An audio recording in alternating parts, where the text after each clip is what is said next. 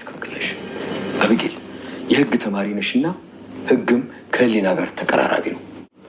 ስለዚህ ይኸውልሽ ትክክል ነኝ ብለሽ የምትይ ከሆነ እጅሽን ለፖሊስ ስጪና ግቢያችን ውስጥ የተቀበረው ልጅም ወጥቶ በእምነቱ ቦታ ላይ ሄዶ በሰላም ይላል።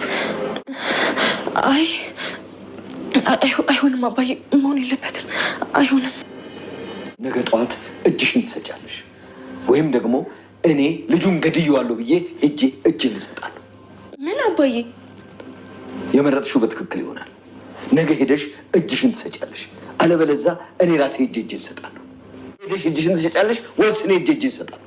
ንገሪኝ። ከዚህ ቤት ሳቅና ጨዋታ በጣም ርቋል። ስለዚህ ይህን ብናደርግ አሪፍ ይሆናል። በጣም አሪፍ። በቃ ይኸውልሽ ዳጥ፣ አሁን እነማየ ቤት ስላሉ ሳይመጡ ቀስ ብለሽ ሂጂ። በቃ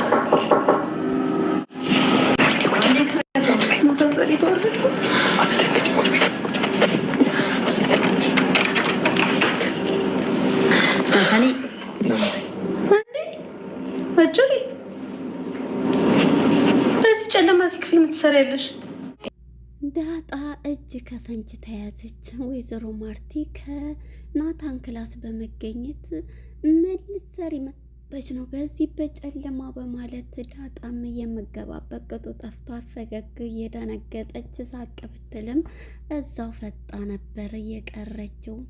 አቶ ደረጀ ለኤቢ 2 ምርጫ ሰጣት። እጅሽን ሂደሽ መስጠት አለብሽ ወይስ እኔ ነኝ የገደልኩት ብዬ እኔ እንድሰጥ ነው የምትፈልጊው በማለት 2 ምርጫ ሰጣት።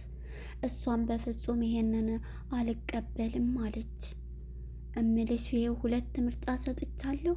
ልጁ ከተቀበረበት ወጥቶ በእምነቱና በቦታው ሄዶ ይቀበራል፣ ከቀበርንበት ግቢ ወጥቶ ቢላትም ኤቢ አንቀጠቀጣት፣ አንዘረዘራት። ከዚህ አገር አባዬ እንደወጣ ነው የምፈልገው፣ እኔ የህግ ተማሪ ነኝ ስትለውም ህግ ማለት ከራስ ህሌና ጋር ነው። ህግ ተማሪ ስትሆኝ መጀመሪያ ራስሽን ቼክ አድርጊ በማለት መልስ ሰጣት። ገዛኸኝ አርጁን ይዞ ቆማምጦ ጣለው። እሱም ፖሊስ አመጣለሁ ብሎ ግቢና ግባና ሰላም እንባባል በማለት እንግዲህ ገዜን እገጥማለሁ ብሎ ጉራውን ሲነፋ የነበረው አርዱ በዱላ ቆማምጦት እዛው ውድቅ ብሎን ያነከሰ ነበረ የወጣው። ሰላም ጤና ይስጥልን ውድና እየተከበራችሁ የቻናሌ ቤተሰቦች እንኳን ወደ ቻናል በሰላም መጣችሁ። ዳጣ ክፍል 91 የተሰኘው ድራማ ተከታታይ ተለቋል። እንግዲህ ወደ ክፍል 91 ስንመለስ ብዙ ነገሮች ተፈጥረዋል 90 ላይ ማለት ነው። ኤቢ በፍርሃትና በጭንቀት ትገኛለች። በዚህም የተነሳ አርዱ ደውሎ ፖሊስዬ ልመጣ ነው፣ ስለዚህ አሁኑ ፖሊስ እየመጣለሁ በማለት ነበረ ለኤቢ ያስፈራራት። በዚህም የተነሳ በር በኃይለኛው እየተቆረቆረ ነበር። በዚህም ጊዜ እንግዲህ ውሃን እስኪ ሂጅና በሩኒ በምትባል ጊዜ ውሃም እንግዲህ በሩን ከፍታ ያየችው እኛም ፖሊስ ነው ብለን ነበረ ተመልካቾችና ኮሜንተርታሮች ስልን የነበር ነው ግምታችንን። ነገር ግን ሁሉም ነገር ፖሊስም አይደለ፣ እሷ ምንን ያየችው የገዛኸኝን ኮፍያ እንጂ የሌላ ሰው አይደለም። እናም በዚህ የተነሳ በሩን ከፍታ ስታይ ብዙ ሰዎች ናቸው ኮፍያ የለበሱ ከኛ በር ብዙ ቁመዋል ባለች ጊዜ ኤቢ እንግዲህ ነፍስ የላትም በሩጫ ወደ ክላሷ ነበር ከላይ ከፎቅ እየወጣችው። በዚህም የተነሳው ወይዘሮ ማርቴም በቃ አንቺማ በመንቦቅ ማስገኛው ታስጨርሽናለች፣ ተረጋጊ ብትላትም እማዬ ጉድ ሆንኩኝ ትምህርት ይሄን ያክል ጊዜ ለፍቼ መታሰሬ ነው፣ እስር ቤት ልበሰብስ ነው እያለች እየሮጠች ወደ ቤቷ ነበር እየሄደው መኝታ ክላሷ።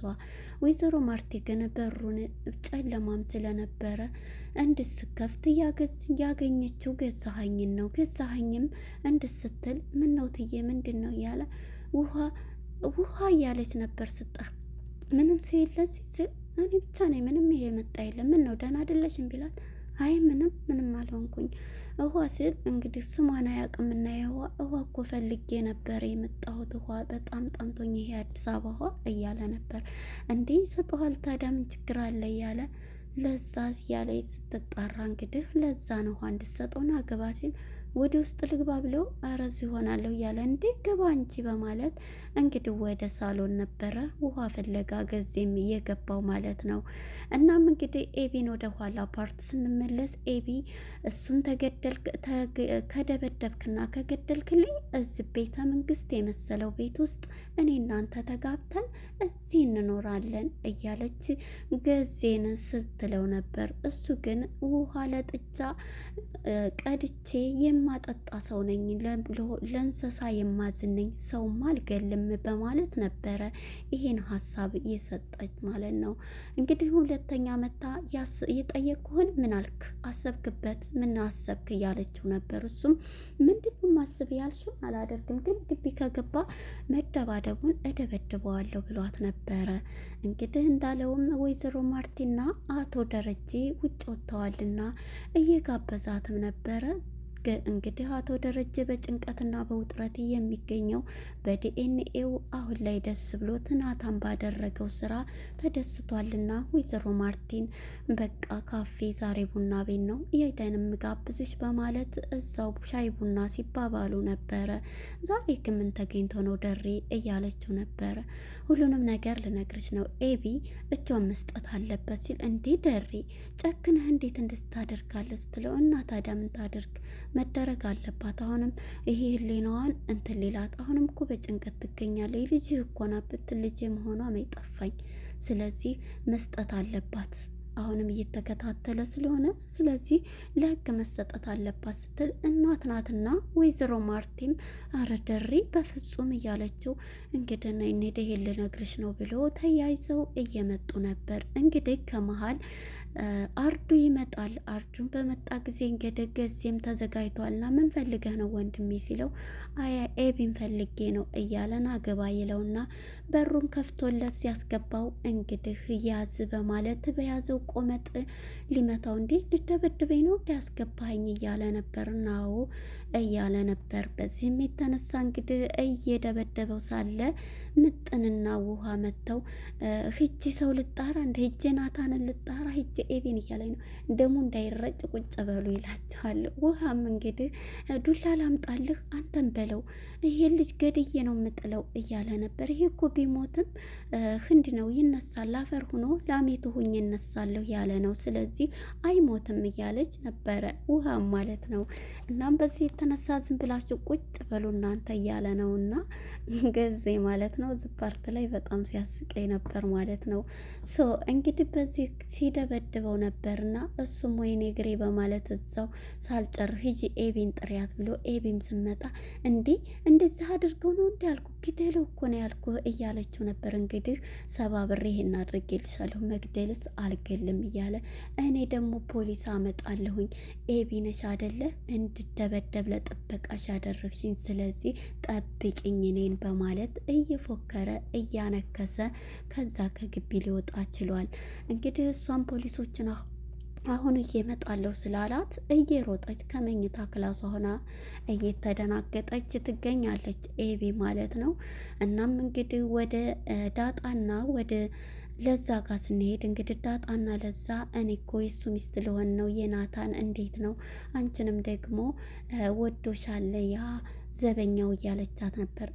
ታዲያ እኔ ምን አገባኝ ስለሱ እያለኝ ነበርና እንዴ ምን ነው ታዲያ እንደዚህ ነው እኮ ያልኩሽ፣ ታዲያ ምንድን ነው ሰው ነው እኮ ምን እያለች ለዛም ይሄን ሲያወሩ ከድንገት እንግዲህ ኤቢ ትመጣና እንዴ መጣች ብለው ሲደናገጡ ነበረ። አልሰማችምና ኤቢ ምን እያላችሁ ነው ምንድን ነው በማለት በእንግዲህ ለዛ እየቻዩ ብላ ማነች ዳጣ ተነስታ ትወጣለች ማለት ነው። ተነስታ ወጣ እንግዲህ ትሄዳለች። በመጨረሻ ከናታን ጋር በመገናኘት ናታንና ዳጣ ተገናኝተው እንግዲህ ሁሉንም ነገር አሁን የተጋቡበት አመታት ስለሆነ እንዳውም ሳያስቡት እዚህ ቤት ሳቅ ተቆየ በጣም ቆይቷል።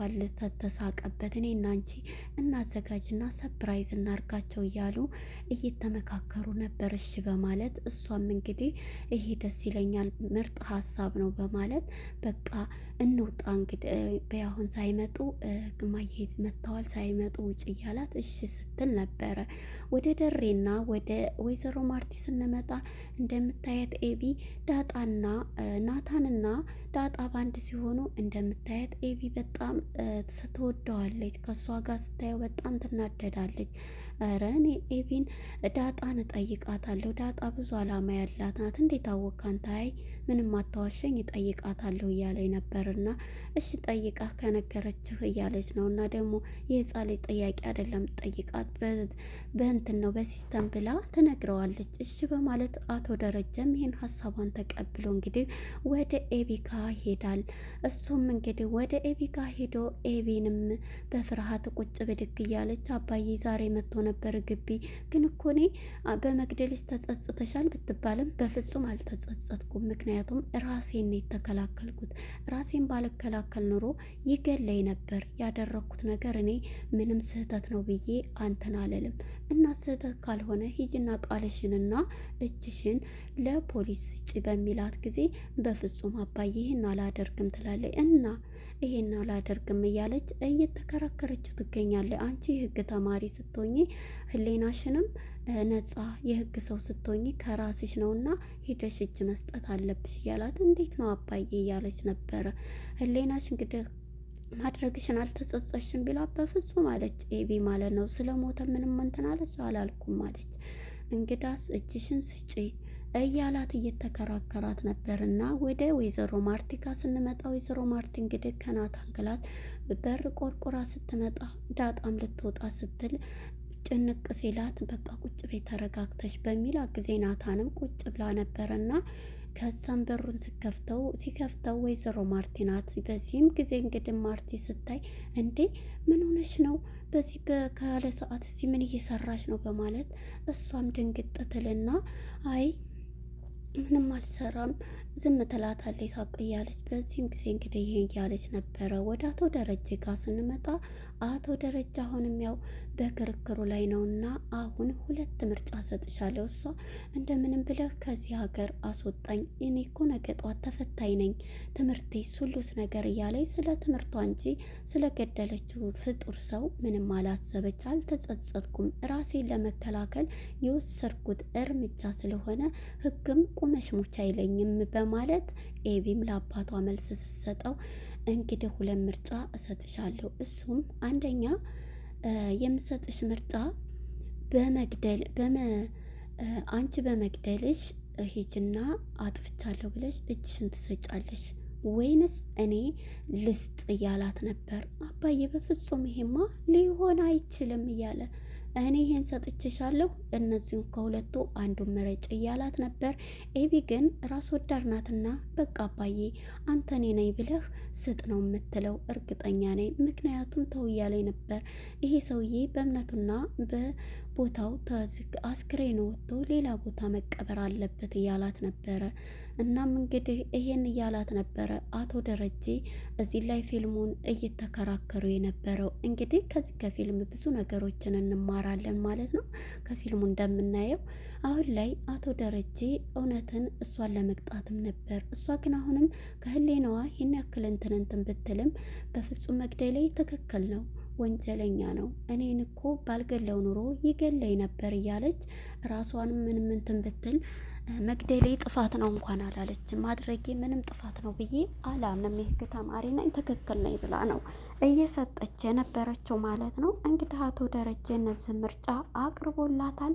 ምረጭ ብዬሻለሁ እያላት እስር ላይ ነበረ ፊልሙ ሊጠናቀቅ የቻለው። እናንተስ ምን ትላለች ኤቢ ትላላቸው? እኔ ግን ምንም ለራስ ወዳድ ስለሆነች አባቷን አባዬ እኔ ከምታሰር ትምህርቴን ብልፈተን በቃ አንተ እጅህን ስጥ ነው የምትለው። ሹር እናም እንግዲህ ኤቢ የአባቷ እርግማን ነው እንደዚህ ያደረጋት። ከመጀመሪያው ጀምሮ አባቷ ሲያዝን ሲያለቅስባት ነበርና ቤተሰብ የሚለንን ነገር ከዚህ የምንረዳው መቀበል አለብን። የሚጠቅመንን ነገር ቤተሰብ ሲመክረን ልንቀበል ይገባል። አንድ ጊዜ አባቷን አንቺ አሁን የህግ ሰው ብትሆኝ ስለሆንሽ ሰው ቢያጠፋ ያ ሰው ሌባ ከተባለ ሄዶ ሌባነቱን እንትን ማለት አለበት እያላት ጥያቄ ሲያቀርብላን ነበር። አዎ ሌባ ከሆነ እጁን መስጠት አለበት፣ ሌባ በሌብነቱ ይቀጣል ብላ አባቷን ስትለው ነበረ። በባለፈው ወደኋላ ፓርት እንትን ስንልና እዚህ ላይ ነበረ እንግዲህ ምርጫ ሰጥቷት ያለቀው። ለነበረን ቆይታ አመሰግናለሁ። ባይ ባይ።